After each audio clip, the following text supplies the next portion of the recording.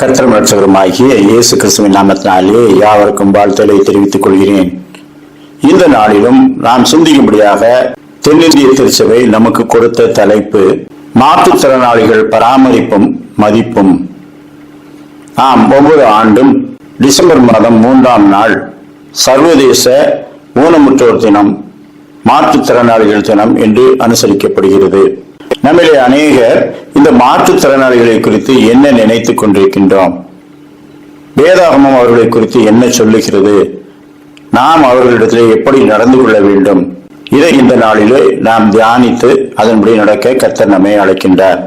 அதற்கு ஆதாரமாக நமக்கு கொடுக்கப்பட்ட வசனம் 2 கொரிந்தியர் 12ஆம் அதிகாரம் 9ஆம் வசனம்.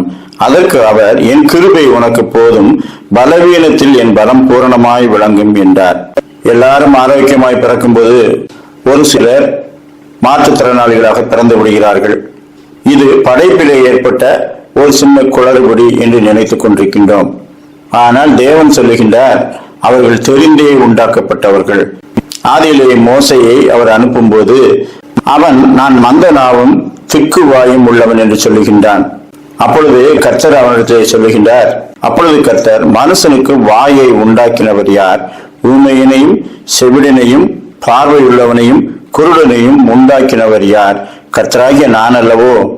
என்னது, மாற்றுத்திறனாளிகளை உண்டாக்கினவர் யார் என்று சொல்லுகின்றார்? நான் அல்லவோ என்று கர்த்தர் சொல்லுகின்றார். அப்படியானால் அவர்கள் தெரிந்தே உண்டாக்கப்பட்டவர்கள். ஆண்டவர் நினைத்தால் மோசையின் வாயை தொட்டு, இது முதல் நீ செம்மையான வார்த்தைகளை பேசுவாய் என்று குணமாக்கி இருக்கக்கூடும். ஆனால் அப்படி செய்யாமல் ஆரோனை அவனுக்கு துணையாக கொடுக்கின்றார். அப்படியானால் மந்த நாவும் திக்கு வாயும் உள்ள ஒருவன் கர்த்தருடைய வார்த்தைகளை ஜனங்களுக்கு சொல்லி நியாயப்பிரமாணத்தை கொடுப்பதற்கு தகுதி உள்ளவனாக அவர் கருதுகின்றார். அது அவருடைய யோசனையின்படி அல்ல, கர்த்தருடைய சித்தத்தின்படி ஏற்படுத்தப்பட்ட ஒரு பாத்திரம் இந்த மோசே என்பதை கர்த்தர் விளங்க பண்ணுகின்றார். 1000 ஆணிகள் உற்பத்தி ஆகும் போது அந்த ஆணிகளிலே 1-2 முனை மழுங்கியோ தலை இல்லாமலோ உற்பத்தியாகிவிடும். இது உற்பத்தி குறைபாடு. இயந்திரங்கள் ஏற்படும் சிறுபழுவு மூலமாக உற்பத்தி பொருட்களிலே சில குறைபாடுகள் காணப்படுகிறது. அதே போலத்தானே 1000 ஜனங்களை கர்த்தர் உருவாக்கும் போது அதில் ஒரு சிலர் குறைபாடு உள்ளவர்களாக பிறந்து விடுகிறார்கள் என்று நாம் நினைக்கின்றோம்.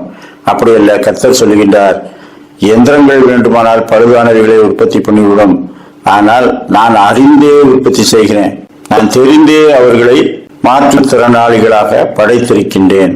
அப்படியானால் அது என்னுடைய சித்தமாக இருக்கிறது என்று சொல்லுகின்றார். மாற்றுத்திறனாளிகளை எதற்காக ஏற்படுத்தினார்? தேவனுடைய கிரியைகள் அவர்கள் மூலமாக வெளிப்படும்படிக்கு அப்படி பிறந்திருக்கிறார்கள். யோவான் 9ஆம் அதிகாரம் 2-3 சீசர்கள் அவரை நோக்கி, ரபி, இவன் குருடனாய் பிறந்தது யார் செய்த பாவம்? இவன் செய்த பாவமோ இவனை பெற்றவர்கள் செய்த பாவமோ என்று கேட்டார்கள். இயேசு பிரதியுத்தரமாக, அது இவன் செய்த பாவமும் அல்ல, இவனை பெற்றவர்கள் செய்த பாவமும் அல்ல, தேவனுடைய கிரியைகள் இவரிடத்தில் வெளிப்படும் பொருட்டு இப்படி பிறந்தான். அந்த மனிதன் கண் தெரியாதவனாக ஏன் பிறந்தான்? பிறவி குருடனாகி அவனுடைய கண்களை தேவகுமாரன் திறப்பதன் மூலமாக இந்த உலகத்துக்கு வந்திருக்கிறவர் யார்? அவர் படைத்தவர், படைப்புகளை சரி செய்கிறவர். இதை உலகம் உணர்ந்து கொள்ள வேண்டும். தேவனுடைய குமாரன் மகிமைப்பட வேண்டும் என்பதற்காக கண் தெரியாதவனாக பிறந்தான் என்று சொல்லுகின்றார். அவன் இருள் நிறைந்த ஒரு வாழ்க்கையை வாழ்ந்து வந்தான். அந்த வாழ்க்கையில வெளிச்சத்தை கொண்டு வருகிறவர் இயேசு என்று அவன் அறிந்து கொண்டான். அவனுடைய கண்கள் முதலாவதாக இயேசுவைத்தான் நோக்கி பார்த்தன. நம்மிடத்திலே அதிசயங்களை செய்யும்படிக்குத்தான் கர்த்தர் சில குறைபாடுகளை வைத்திருக்கின்றார். அந்த குறைகளை அவர் சரி செய்யும் போது நாம் அவரை நோக்கி பார்த்து அவரை பிடித்துக் கொள்கிறோம். அவருடைய நாமம் மகிமைப்படும். அதற்காக அப்படி படைத்திருக்கிறேன் என்று சொல்லுகின்றார். ஒரு சமயத்துல ஒரு மனநலம் குன்றிய குழந்தை உள்ள ஒரு வீட்டிற்கு நாங்கள் ஜெபத்திற்கு சென்றிருந்தோம். அப்பொழுது அந்த வீட்டுக்காரர் என்னிடத்திலே கண்ணீரோடு சொன்னார், பாருங்கள், எல்லாருக்கும் ஆரோக்கியமான குழந்தைகளை கொடுத்திருக்கிறார், ஆனால் எனக்கு ஒரு மனநலம் குன்றிய குழந்தையை கர்த்தர் கொடுத்து விட்டார். நான் அநேக மனநலம் குன்றிய பிள்ளைகளுக்கு உதவி செய்திருக்கிறேன். மாற்றுத்திறனாளிகள் பராமரிக்கப்படுகிற மையங்களுக்கெல்லாம் சென்று நான் அவர்களுக்கு அதிக உதவி வழங்கியிருக்கிறேன். அப்படிப்பட்ட எனக்கு இப்படிப்பட்ட ஒரு குழந்தையை கொடுத்து விட்டாரே என்று சொல்லி அவர் கண்ணீரோடு சொன்னார். அப்பொழுது நான் சொன்னேன், ஐயா, கர்த்தருடைய செய்கைகளுக்கு நாம காரணம் சொல்லிக் கொண்டிருக்க முடியாது. அவர் ஒவ்வொன்றையும் தமது சித்தத்தின்படி செய்கிறார். ஒன்றிலே தண்டனையாக வரவிடுகிறார். சில ஊனமுற்ற குழந்தைகளை கொடுத்து அதன் மூலமாக அவர்களுடைய பெற்றோர்களுக்கு நீண்ட காலம் தண்டனை கிடைக்கட்டும் என்று நினைக்கிறார். ஆனால் எல்லாருக்கும் அப்படி அல்ல. சில சமயத்துல அதிகம் கருணை உள்ளவர்கள் அவர்கள் கையில் இந்த குழந்தைகளை கொடுக்கிறார். சமுதாயத்திலே சில குறிப்பிட்ட எண்ணிக்கையிலே மாற்றுத்திறனாளிகள் இருக்க வேண்டும், அவர்கள் எங்கே பிறக்க வேண்டும் என்று கர்த்தர் முடிவு செய்திருக்கிறார். அப்படி அவர் முடிவு செய்து படைத்த ஒரு குழந்தையை யார் கையிலே கொடுப்பது? 100 துப்பாக்கிகள் இருக்கிறது, 100 போர் வீரர்களும் இருக்கிறார்கள். ஆனால் அதிலே ஒரு துப்பாக்கி கொஞ்சம் பழுதடைந்திருக்கிறது, அதன் பின்பகுதி உடைந்திருக்கிறது. இந்த 100ஐயும் யுத்தத்திலே பயன்படுத்த வேண்டும். இந்த பழுதானதை யார் கையிலே கொடுப்பது? அவர்களிலே கெட்டிக்காரன் கையிலே அதை கொடுப்பதா, இல்ல ஒன்றும் தெரியாதவர்கள் சாதாரணமானவர்கள் கையிலே கொடுப்பதா? அதை கொஞ்சம் அட்ஜஸ்ட் பண்ணி அதை பயன்படுத்த வேண்டும். அங்கே இருப்பதிலேயே கெட்டிக்காரன் கையிலே அதை கொடுக்கின்றார். ஏனென்றால் அவன்தான் அதிலே பழுதுகள் இருந்தாலும் அந்த பழுதுகளை ஈடுகட்டும் விதமாக தன்னுடைய திறமையை வெளிப்படுத்தி அதை சரியாக பயன்படுத்துவான். இந்த உலகத்திலே தேவைப்படும் ஊனமுற்ற குழந்தைகளிலே சிலரை அதிக கருணையும் அதிக பாசமும் கர்த்தருக்கு பயப்படுகிற பயம் உள்ளவர்களாய் இருக்கிற மனுஷர்கள் கையிலே ஆண்டவர் கொடுத்திருக்கிறார். ஏனென்றால் நீங்கள் நன்றாக பராமரிப்பீர்கள். அந்த குழந்தைகள் இந்த உலகத்திற்கு வேண்டும், அநேகருடைய கண்களிலே அவர்கள் பட வேண்டும். அதன் மூலமாக கர்த்தர் எங்களை பூரணமாய் படைத்திருக்கிறாரே என்று சொல்லி அவர்கள் உணர வேண்டும். அதற்காக இந்த குழந்தைகள் வேண்டும். அதை கருணையுள்ள உங்கள் கையில் ஒப்படைத்திருக்கிறேன். ஒரு நாள் கணக்கு கேட்கப்படும் போது ஆரோக்கியமான குழந்தைகளை பெற்றவர்களிடத்திலே அதிகம் கணக்கு கேட்கப்படும். ஏனென்றால் உனக்கு எல்லாம் நல்லா இருக்க பிள்ளையை கொடுத்தன, அதை தேவ பக்தி உள்ளவனாக கர்த்தருக்கு பயப்படும் பயம் உள்ளவனாக வளர்த்தாயா என்று சொல்லி பெற்றோர்களிடத்திலே கணக்கு கேட்கும் போது இந்த மாற்றுத்திறனாளி குழந்தைகளை உள்ளவர்களிடத்திலே கொஞ்சம் தான் கணக்கு கேட்பார். ஆண்டவரே, நீர் கொடுத்த அந்த குழந்தையை நான் அதிக பாசத்தோடும் அதிக அக்கறையோடும் பராமரித்தேன் என்பது நமக்கு தெரியும். ஆனால் மற்ற சராசரி மனிதர்களைப் போல அவர்களை பராமரிக்க முடியாது என்பதும் நமக்கு தெரியும். எனவே அவர்களை குறித்து கணக்கு கேட்கப்படும் போது நான் செய்தவைகள் தான் சொல்லப்படுமே தவிர அவர்கள் எப்படி வளர்ந்தார்கள், எப்படி முடிவடைந்தார்கள் என்பதை குறித்தல்ல என்று நீங்கள் சொல்லலாம்.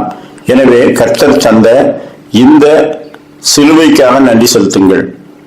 சில பாரங்களை கர்த்தர் நம் மீது வைத்தார் என்றால் அதை நம்மால் சுமக்க முடியும், சுமக்கும் பலத்தை தருவேன் என்றுதான் கொடுத்திருக்கின்றார்.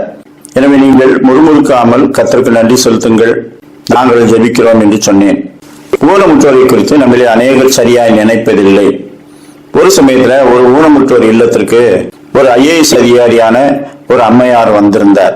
வந்து அவர்களுக்கெல்லாம் நல்ல உணவளித்து பலவிதமான வெகுமதிகளை அளிக்கும்படிக்கு பல நிறுவனங்களிலே அவர் கேட்டுக்கொண்டபடினாலே அவர்களும் வந்திருந்து அவர்களுக்கெல்லாம் உதவி செய்தார்கள்.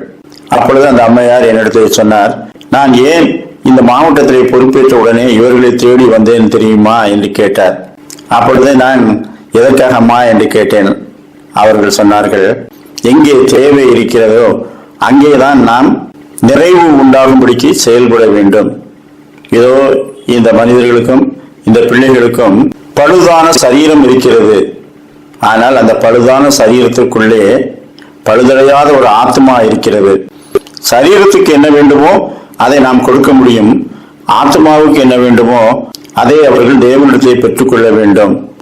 நம்மால் முடிந்தது அவர்களுக்கு சரீரத்திலே எதையாவது கொடுக்க முடியுமே அதையாவது செய்வோம். ஏனென்றால் அவருடைய சரீரத்துக்குள்ளே பழுதற்ற ஒரு ஆத்மா இருக்கிறது. அதனால்தான் நான் இவர்களை தேடி முதலாவது இந்த மாவட்டத்திலே முதல் கோமாக இதை வந்து பார்க்கிறேன் என்று சொன்னார். நம்மள எத்தனை பேர் அப்படி உணர்ந்திருக்கிறோம்? பழுதடைந்த சரீரம் இருந்தாலும் பழுதற்ற ஆத்மா இவர்களுக்கு உண்டு. அது நிச்சயத்திலே வந்து சேர வேண்டும். நம்மால் சரீரத்துக்கு வேண்டியவர்களையாவது கொடுத்து அந்த ஆத்மாவை நிச்சயத்துக்கு நேராக வழிநடத்த முடியுமா என்று சொல்லி எத்தனை பேர் அவர்களுக்கு உதவி செய்கிறோம். தேவனுடைய கிரியை வெளிப்பட பிறந்தவர்கள். நான் அந்த ஊனமுற்றோர் மத்தியிலே பேசும்போது, இந்த உலகத்திலே ஆரோக்கியம் உள்ளவர்கள் அநேகர் கர்த்தரை தேடுவதில்லை. அவர்களெல்லாம் தங்களுடைய கிரியைகளை குறித்து கர்த்தருக்கு கணக்கு கொடுக்க வேண்டும். ஆனால் உங்களுக்கு நிர்பந்தம் ஒன்றும் இல்லை.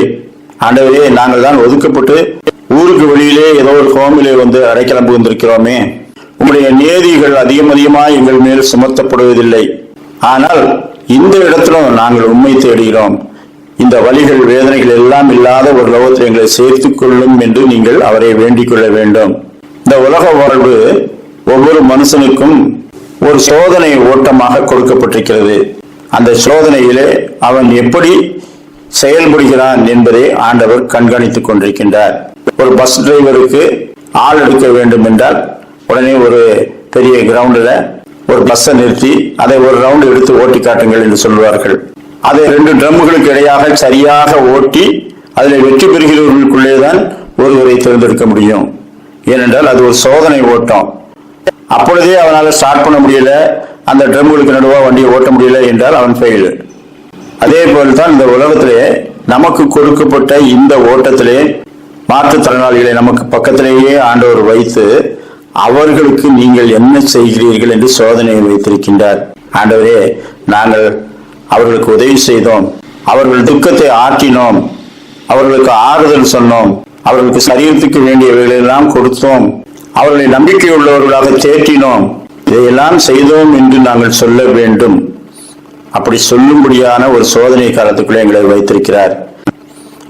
இந்த உலகத்திலே நம்மை ஆரோக்கியம் உள்ளவர்களாகவும் சிலரை ஆரோக்கியமற்றவர்களாகவும் படைத்து அவர்களை நாம் எப்படி ட்ரீட் பண்ணுகிறோம் என்று கர்த்தர் சோதனை வைத்திருக்கின்றார். அவர்களுக்கு நம்பிக்கை ஊட்டி அவர்களை திடப்படுத்தி அவர்களை பராமரிப்பவர்களுடைய கைகளை இன்னும் பலப்படுத்தி நாம் ஏதாயிலும் செய்கிறோமா? குடும்பங்களில் ஒதுக்கப்பட்டவர்களாகவும் சமுதாயத்தில் கைவிடப்பட்டவர்களாகவும் அநேக மாற்றுத்திறனாளிகள் இருக்கிறார்களே, அவர்களுக்கு நாம் என்ன செய்தோம்? இது நமக்கு வைக்கப்பட்ட சோதனை. அப்படியானால் நாம் என்ன செய்ய வேண்டும்? இரக்கம் பெற்றவர்கள் இரக்கம் செய்ய வேண்டும். கர்த்தருடைய இரக்கத்தினாலே நம்மை பூரணமாய் அவர் படைத்திருக்கின்றார். சரீரத்துக்கும் ஆத்மாவுக்கு வேண்டிய எல்லாவற்றையும் கொடுத்திருக்கிறார். நாம் பெற்றுக்கொண்டவைகளை அவைகள் இல்லாதவர்களுக்கு பகிர்ந்தளிக்க வேண்டும். ஆரோக்கியமற்றவர்களுக்கும் மாற்றுத்திறனாளிகளுக்கும் நாம் பெற்றுக்கொண்டதை பகிர்ந்தளிக்க வேண்டும். ஒரு சமயத்துல ஒரு குரங்கு கூட்டத்தை ஒரு இயற்கை ஆர்வலர் கவனித்துக் கொண்டிருந்தார். அப்பொழுது உச்சியில உட்கார்ந்திருந்த ஒரு குரங்கு குட்டியை ஒரு கழுகு தூக்கி செல்வதற்காக வேகமாக வந்து அதன் மீது மோதியது. ஆனால் குரங்கு சட்டென கிளைகளுக்குள்ளே போய் தப்பித்துக் கொண்டது. ஆனால் அதன் ஒரு கை உடைந்து விட்டது. அது வேதனையோடு கத்திக்கொண்டே கீழே இறங்கி வந்தது. மற்ற குரங்குகள் எல்லாம் அதை தேற்றுகின்றன. பெரிய குரங்கு எடுத்து அணைத்துக் கொண்டது. அதனுடைய வயது உள்ள மற்ற குரங்குகள் எல்லாம் அதை சேர்த்துக் கொண்டன.